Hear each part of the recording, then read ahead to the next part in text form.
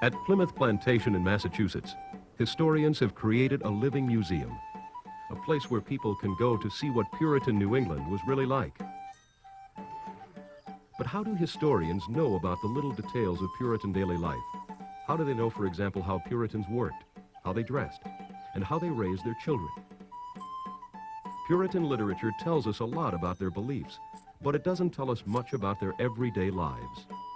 Fortunately, we can gather information from a variety of other sources, like court records, portraits, artifacts, diaries, and even estate inventories. By assembling these bits and pieces, we can put together a picture of what it would have been like to grow up, live, and die in the Puritan colonies. It wasn't easy being born into Puritan New England. A visit to a Puritan graveyard shows that Puritan children often died in the first years of life. Puritan families had as many as 15 children, but infant mortality was high. Those infants lucky enough to survive were baptized immediately. Once baptized, Puritan children had about 7 years in which their lives were relatively carefree. Even John Cotton, a great enforcer of Puritan morality, was willing to grant children 7 years of bliss. Children spend much time in play. Even the first 7 years are spent in pastime, and God looks not much at it. But once children became 7 years old or so, their lives changed. The rigid discipline of Puritan life began in earnest. Listen to this quotation from a Puritan pamphlet about child rearing. Surely there is in all children a stubbornness and stoutness of mind which must in the first place be broken and beaten down. This kind of discipline would become more important when young Puritans reached the age of 16. According to Massachusetts law books, this was the age when people began to be legally responsible for their actions. Laws in the Puritan colonies set very high standards for almost every kind of behavior. At one time or another in the Puritan colonies, people were hauled into court for dancing with a member of the opposite sex, eavesdropping, meddling, neglecting work, picking peas on Sunday, playing with fire, playing shuffleboard, and celebrating Christmas. The most famous example of Puritan justice is the Salem witch trials. In Salem, Massachusetts, in 1692, several hundred people were accused of witchcraft.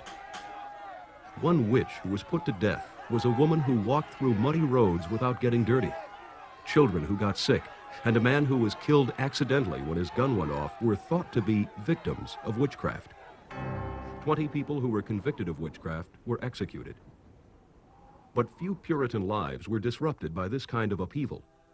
Most Puritans continued to live their lives in a normal way, marrying in their mid-20s and assuming their proper adult roles. Men's and women's roles in Puritan society were strictly defined and not equal. Puritan women could not vote, or speak in church, or attend college. Women who stepped outside the boundaries of their roles faced the wrath of men like John Winthrop, governor of the Massachusetts Bay Colony. Winthrop once explained a Puritan woman's insanity by saying, If she had attended to household affairs and such things as belong to women, and not gone out of her way in calling to meddle in such things as are proper for men, whose minds are stronger, she had kept her wits, and might have improved them usefully and honorably in the place God had set her. Puritan society limited women's roles, but it also offered them protections they didn't have in England. For example, it was against the law for a man to strike his wife or even speak sharply to her. But Puritan society was definitely controlled by men. Each household was run by the eldest male, who was often the only one who had a chair. This is where we get the term chairman. Governing the towns was also strictly a male role. Puritan men and women would maintain their proper roles throughout their adult lives, which could be as long as 60 or 70 years. Elderly Puritans who could no longer care for themselves often went to live with their children. The death of a community member, especially a beloved or prominent one, provided the reason for one of the few genuine Puritan holidays, a funeral. The funeral ceremony itself would have been brief and stark, But afterwards, the mourners sat down to a great and memorable feast. Even after their deaths, Puritans left clues about their lives. Their possessions would be inventoried, and many of these inventories have survived. But these lists can still be mysterious. Many mention items that historians still can't identify. Though many customs of Puritan daily life have faded into the past, the culture of Puritan New England left a lasting mark on America. The foundation for our system of laws, the importance of the work ethic, a sense of responsibility to our communities. These truly American ideals are a legacy that remains to this day.